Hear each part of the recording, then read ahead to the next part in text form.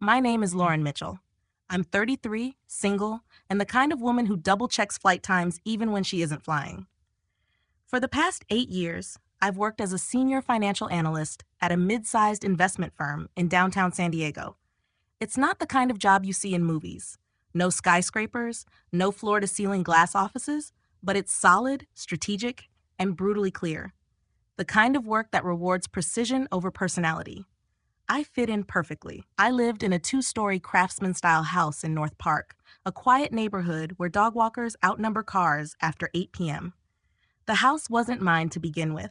It belonged to my grandfather, Robert Holloway, a retired aerospace engineer who built his wealth not through flair but through unshakable discipline. He left the property to me in his will 4 years ago. No one questioned it, not even my parents. At least, not out loud. From the outside, my life looked intact. My LinkedIn was up to date. My inbox was at zero every night. I kept my calendar color-coded and my emotional tone at a professional low hum. I paid my bills, watered my plants, and hosted Thanksgiving dinner when asked. My parents, Harold and Brenda Mitchell, had been living with me for the past 3 years. What started as a temporary arrangement during my father's back surgery became a permanent fixture, one I accommodated without protest. After all, they were family. They took the master bedroom. I didn't mind. I told myself space was just space. They used my car sometimes, dipped into the grocery account, called the dog theirs.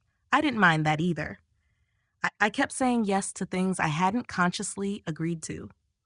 Until one Tuesday morning in late May, when I made a phone call that didn't end the way I expected. It wasn't what they said while I was on the line that changed everything. It was what they said after they thought the line had gone dead. That was the last day I saw the house as a home. After that, it became something else entirely. Evidence, perhaps. A stage.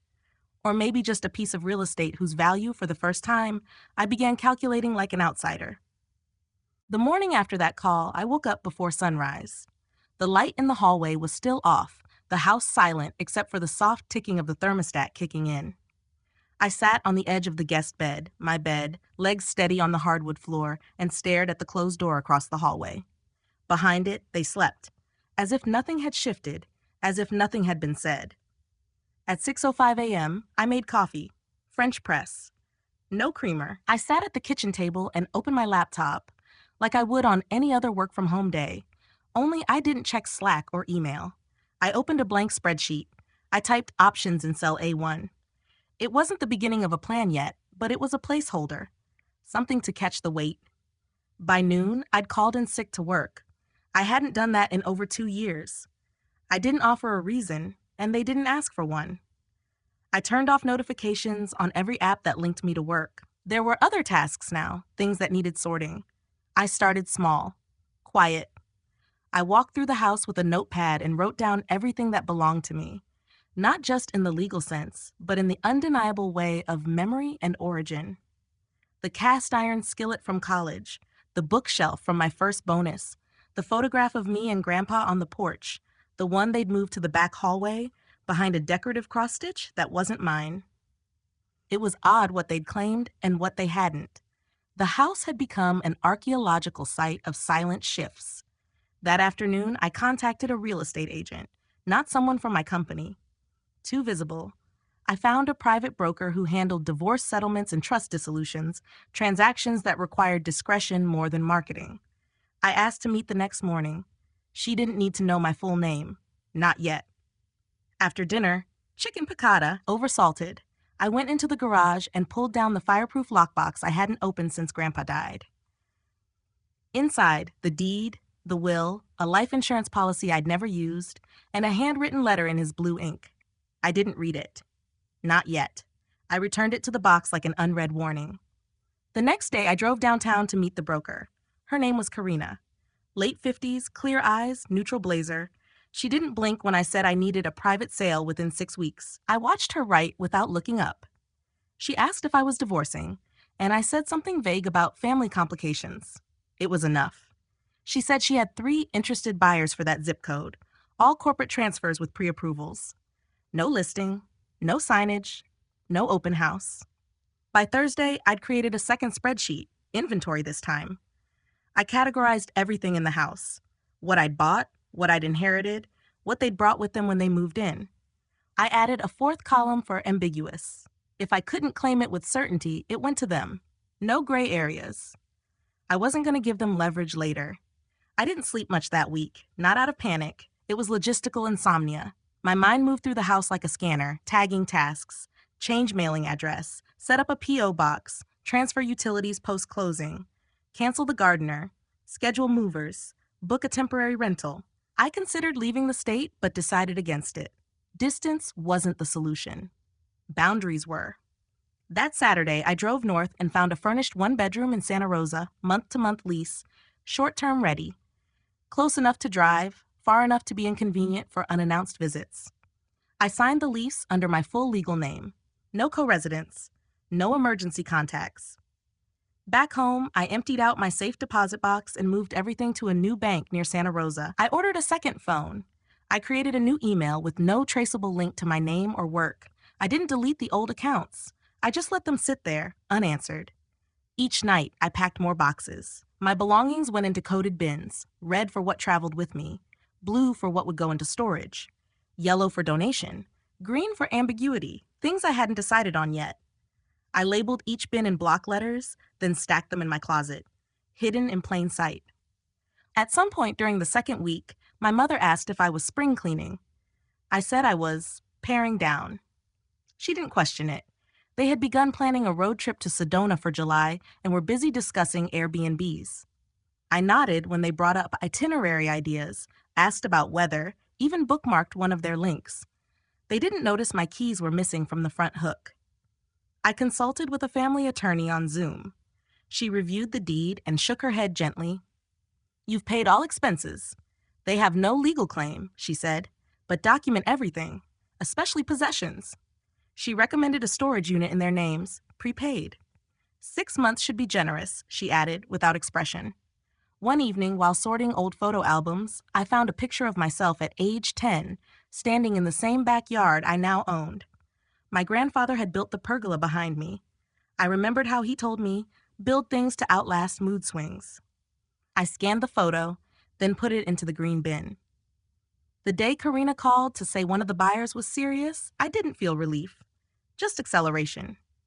The offer was below appraisal, but close enough. I told her yes. We scheduled closing for the third week of June, 3 days before my parents returned from a weekend trip they'd planned without telling me. I hired movers for that Friday morning. I coordinated 2 trucks, one to my new apartment, the other to a storage facility in their name. I photographed every item before it left the house, even their mismatched mugs in my father's recliner. I left nothing behind but surfaces. By now, the house had begun to look temporary, the kind of place staged for someone else's life. I removed the curtains, rolled up rugs, dismantled the guest bed. My mother asked if I was having it cleaned. I said something about dust mites. She looked tired that day. I didn't offer sympathy. In the final days before closing, I drafted a note, printed, not handwritten, plain font. I sealed it in an envelope and left it in the center of the kitchen island where they always dropped their travel bags. It wasn't angry. It was accurate. On the morning of the final walkthrough, I walked through the house one last time, room by room, closet by closet. I checked every drawer, every outlet. In their bedroom closet, I found a box of old letters. Most from Grandpa, a few from banks, some unopened. I left the box where it was. By the time the buyers arrived, the house was empty, clean, echoing. They asked about the magnolia tree. I told them it bloomed in April. Then I handed over the keys and walked out the front door. I didn't look back. There was nothing left that could claim me anymore. The day before the closing, I reorganized my inbox folders. I moved everything related to the house sale into a single directory marked with a symbol instead of a name. The offer letter, the inspection report, the wire instructions, all filed without a sound. It was a mundane task, the kind that might look like procrastination from the outside, but it helped me focus. I didn't double-check the numbers. I had already done that 3 times the week before. There was no need now. The house felt different in those final days. Not empty, exactly, but untethered. I had removed the framed diplomas from the hallway. I had donated the dining room chairs. The spice rack was down to salt and cayenne, It didn't feel like abandonment. It felt like preparation. There's a difference. My parents were in Arizona for the long weekend. They had left 2 days earlier, driving my car, staying in a rental booked with my secondary credit card. They hadn't asked before using either. I hadn't reminded them that they should. At that point, the line between what was mine and what was permitted had blurred so much it hardly mattered. Temporarily. I kept my routine unaltered. I answered work emails, returned calls from clients, attended Zoom meetings with steady posture and a neutral background. My voice stayed level. My eyes didn't drift. I offered no indication of what was in motion just outside the frame. No one asked. Each morning, I walked through the garden, the one Grandpa had started decades ago with salvaged wood and perennial bulbs. The snapdragons were still blooming, though the soil had hardened from disuse. I didn't water them. I didn't deadhead. I just stood there, watching bees spiral in and out of the stems. I thought once about pulling the weeds, but decided against it. Some things are more honest left untrimmed. There was a delivery I had scheduled, a last-minute errand that required a signature. The courier came at exactly 9:42 a.m., wearing the uniform of a national storage company. I signed without comment, holding the door only half open. The box he handed me was larger than I remembered, heavier too. I took it into the garage, peeled off the label, and set it beside the stack marked with their initials. I didn't open it. I already knew what was inside. In the evenings, I worked by lamplight, organizing documents into color-coded folders. Blue for legal, white for medical, gray for financial. I kept everything in a hard-shell case, locked and secured with a double code. The key was taped beneath the top drawer of my new apartment. I checked the adhesive once, just to be sure it hadn't weakened. I didn't sleep deeply those nights. I woke at 3 a.m. once, then again at 4:40. I didn't turn on the light or check my phone. I just waited, flat on my back, until the ceiling began to brighten and the street outside took shape. There's a strange stillness in those hours when nothing demands your attention, and yet everything feels like it might. The day of the closing, I dressed carefully. A navy dress, pressed the night before, nude heels, no jewelry. My watch was the only accessory, ticking softly against my wrist. I ate breakfast, hard-boiled egg, dry toast, a clementine, more for rhythm than appetite. I locked the door behind me and drove the rental, the one registered in my name only.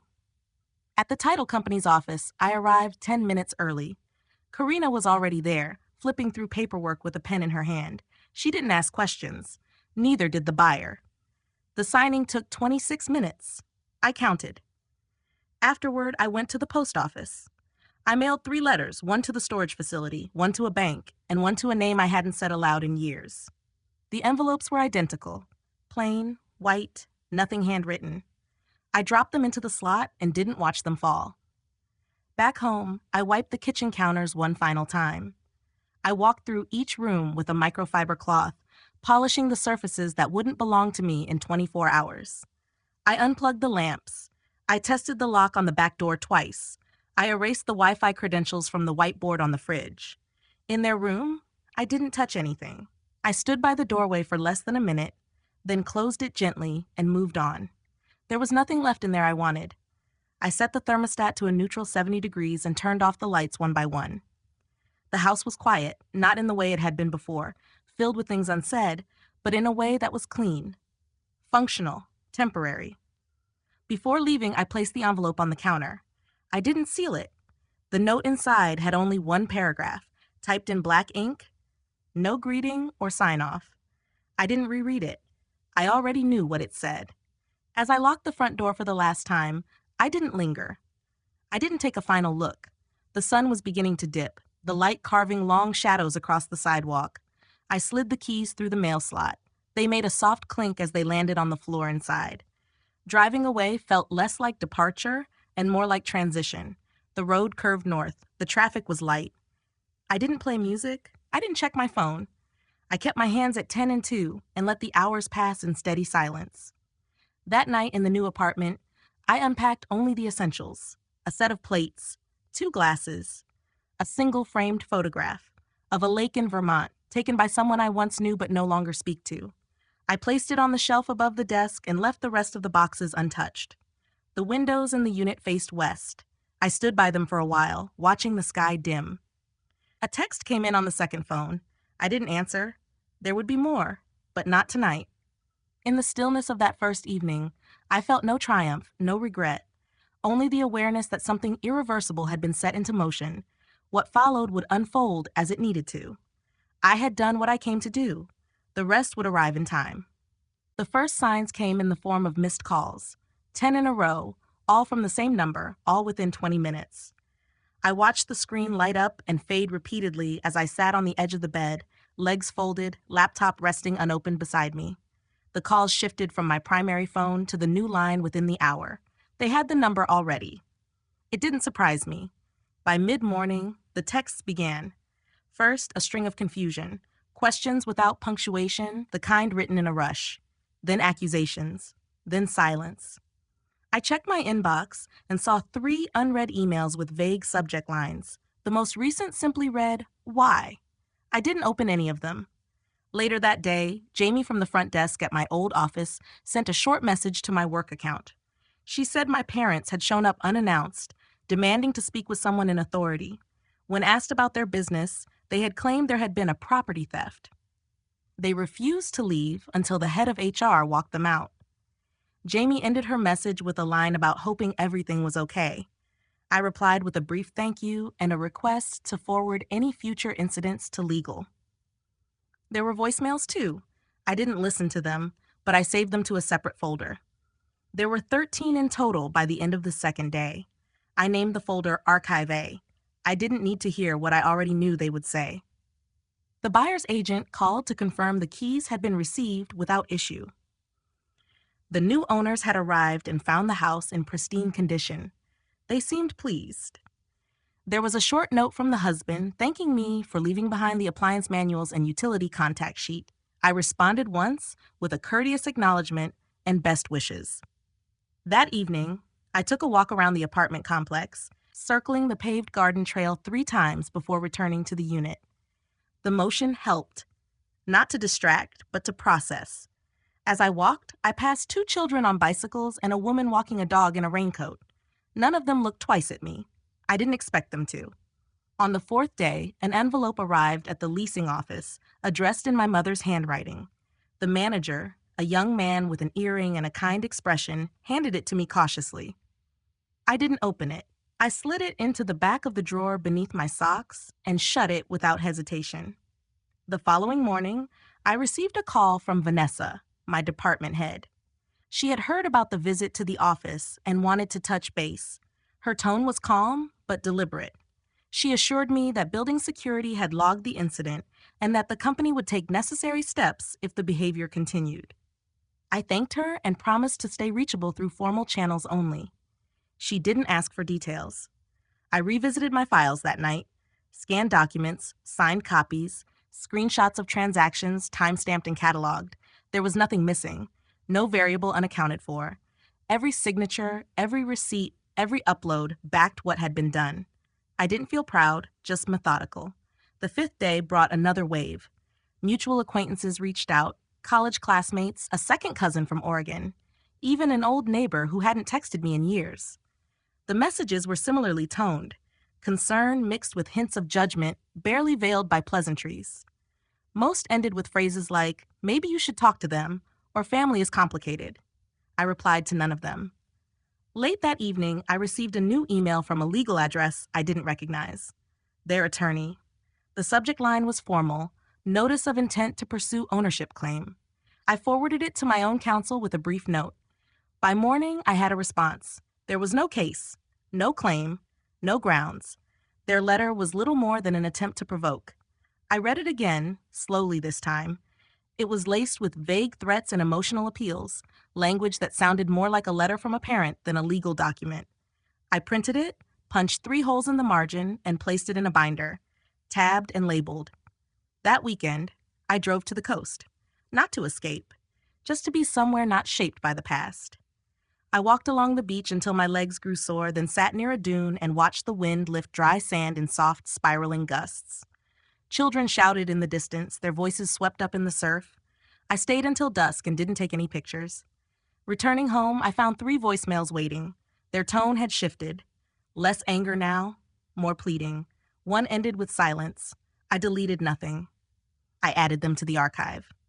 On Monday, I logged into work remotely and reviewed performance reports from my team. Two of them had exceeded projections. One client had signed a long-term package. I typed out a short email of congratulations to the team and hit send without rereading it. Productivity had never been an issue. That afternoon, I received another envelope, this one from the storage facility. It contained a formal receipt and a confirmation that the access code had been delivered to the listed parties.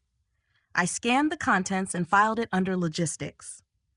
That night, I opened the letter from my grandfather, the one I had found in the lockbox but hadn't read. His handwriting was neat, measured. He wrote about choice and legacy, about the difference between inheritance and entitlement. There were no accusations, no sentimental language, only a quiet confidence in what he believed I would do. I folded the letter neatly and placed it in the same binder as the deed. Each day that passed, the noise outside seemed to swell, then retreat. There were small flares of conflict, angry messages, secondhand gossip, but none of it pierced through. It moved around me now, not through me. I began sleeping better, not deeply, but enough. I started waking just before my alarm, not from worry, but from habit. I resumed my morning jogs, reactivated my gym membership, and signed up for a weekend class on estate planning. Routine reclaimed space where confusion had once been. The calls eventually slowed, the texts grew shorter, the accusations turned inward, as if trying to reposition history by volume. But I no longer felt pulled by them. They echoed, then faded. Somewhere between all of this, I realized no apology was coming. Not because they weren't capable, but because they didn't see anything wrong with what had happened. It wasn't about guilt. It was about loss. They had lost access, and that to them was the greater betrayal. But I had not moved to win. I had moved to reclaim. And now, for the first time, the silence felt earned. Not the absence of chaos, but the presence of certainty. I had chosen this, and I wasn't looking back. 3 weeks passed without another letter. The calls had thinned into silence. My old voicemail sat untouched, filled with digital fragments of a conversation that had never really existed to begin with. The apartment in Santa Rosa began to feel less like an outpost and more like something lived in. I started using the oven. I hung 3 framed prints on the hallway wall. I didn't tell anyone. Work resumed its steady rhythm. I took on a new client portfolio and closed 2 accounts in under a week. Numbers always made sense, even when people didn't. My manager sent a short message noting the turnaround time, CC'd the regional VP. There was no praise in excess, no exclamation marks, just a line of acknowledgement that landed with more weight than anything that had come before. By the end of the 4th week, the team began referring new associates to me for onboarding. They said I explained things differently. They meant clearly. I began to notice subtle shifts in tone during calls, small pauses, people listening longer before responding. It wasn't reverence, just recognition. Something had realigned. On a quiet Friday afternoon, my firm's HR lead asked if I'd consider mentoring newer employees as part of the leadership initiative being quietly piloted. She mentioned my approach to stability. I agreed, not out of ambition, but because the idea of helping someone else find a way forward felt useful. Quietly useful. Outside the office, I reconnected with a former client named Heather, someone I'd helped with her investment transition a few years back. We met for coffee on a patio overlooking a small park. She had left the financial sector and was now involved with a local nonprofit offering workshops on financial literacy for women emerging from dependent situations. She said they needed guest instructors. I said I'd think about it. The following Monday, I filled out the volunteer form. At the first session, there were 12 women. One wore sunglasses indoors. Another kept her arms crossed for the full hour. Most didn't speak. That was fine. I kept my language factual, my tone neutral. I explained equity the way I wished someone had explained it to me when I was 23. There were no slides, just paper, pens, and space. Afterward, one of the younger women lingered behind. She didn't ask any questions, just nodded once and left. The next week, she brought a friend. The program coordinator asked if I'd consider designing a full 4-week series. I told her I already had notes. Word spread in small ripples. A community college reached out to ask if I'd present at their resource day for single parents. Then a local housing advocate emailed asking for help breaking down mortgage fraud for a segment on local radio. I said yes to both. I kept my name low, no titles, just initials on handouts and slides. The goal wasn't visibility, it was traction. Somewhere in the middle of all this, a journalist from a regional lifestyle publication got wind of the workshops. She said someone had referred her, she wouldn't say who. The angle was financial empowerment through lived experience. I considered declining. Then I said yes, with conditions. No photos, no personal details, no direct reference to my past, just content. The article ran the following month. It didn't go viral. It didn't trend, but it circulated just enough. An older woman from a nearby town wrote to the nonprofit saying she'd cut off a toxic joint account after reading it. That was enough. Around the same time, I received a message from my old college roommate. We hadn't spoken in nearly 8 years.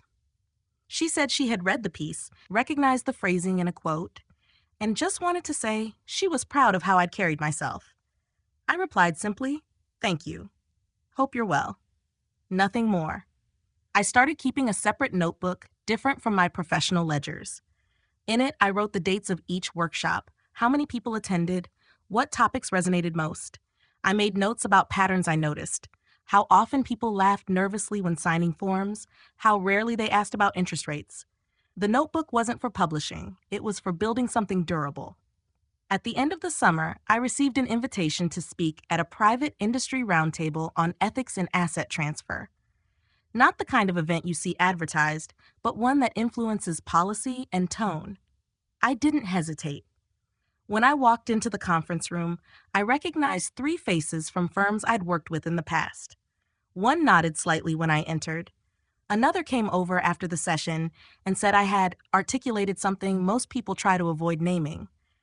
I didn't reply. I just shook her hand. The firm paid for my train ride and hotel.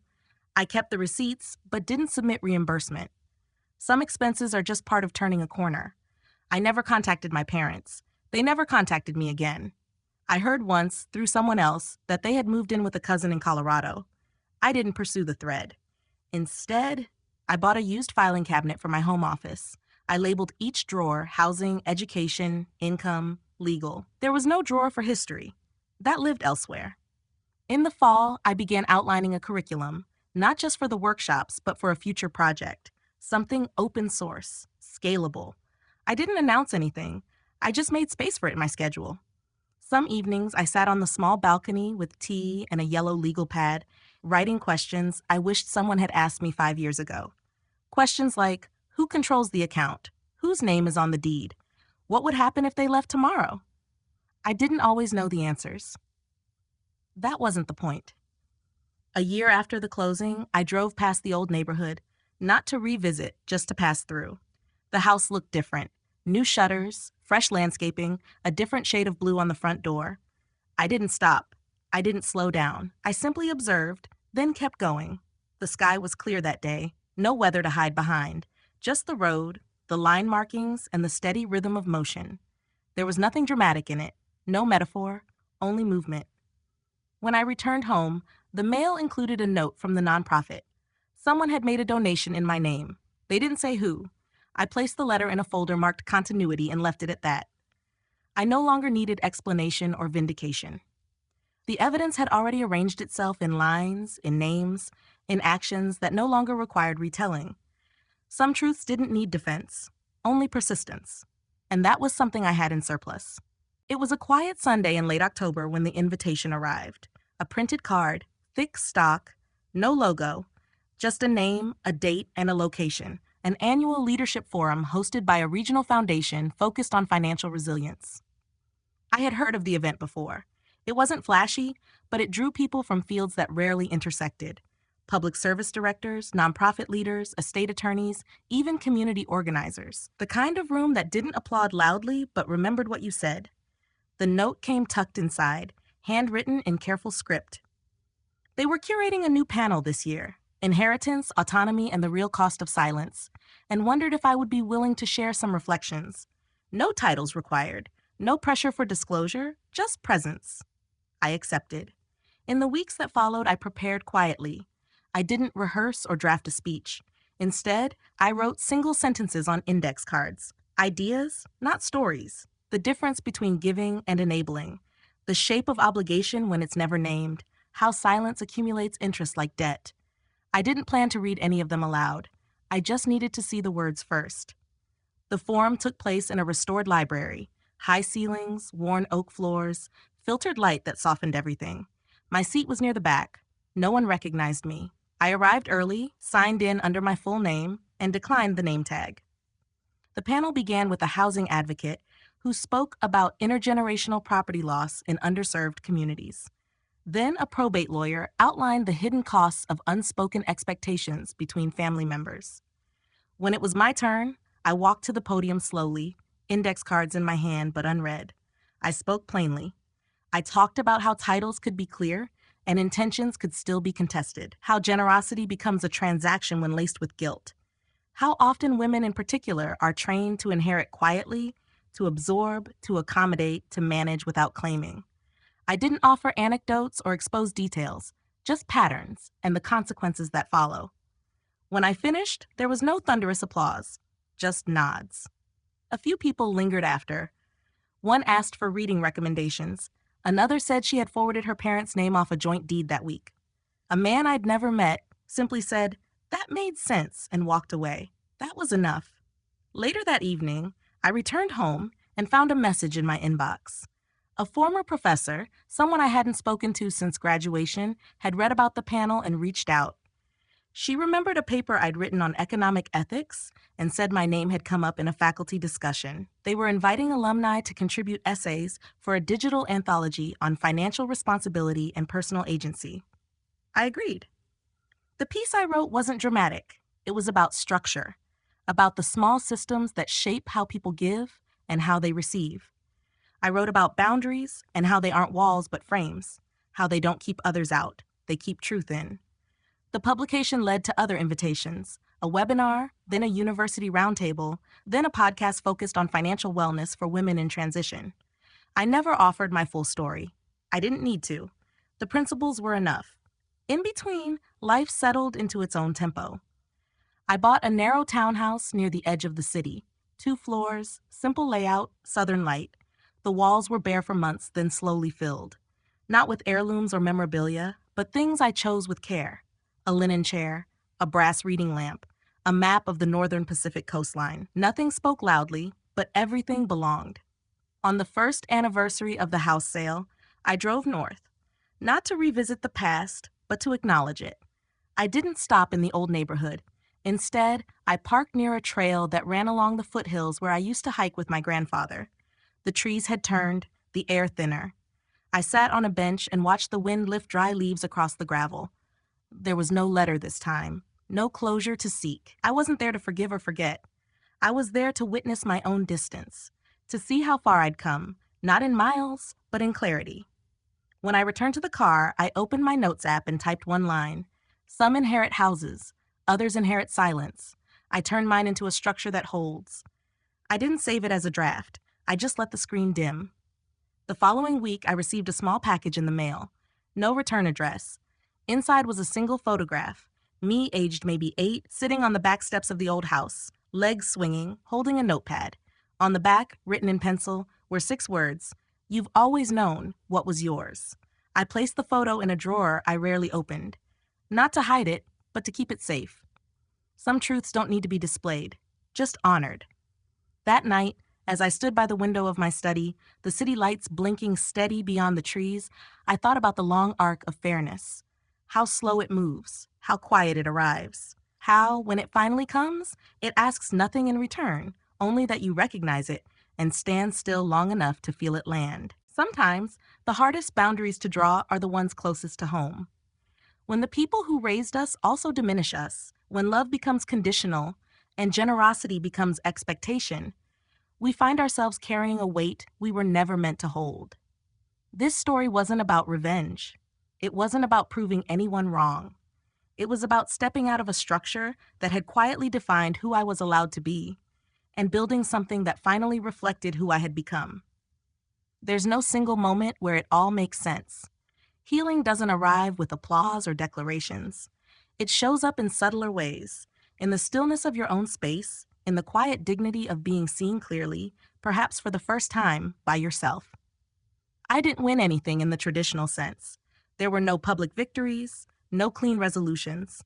But I reclaimed something far more lasting: the right to define my life on my own terms, without guilt, without permission. If you've ever had to choose between peace and approval, or walked away from a version of love that cost too much, then maybe some part of this story is yours too. What does freedom look like for you? And more importantly, what are you willing to release in order to find it?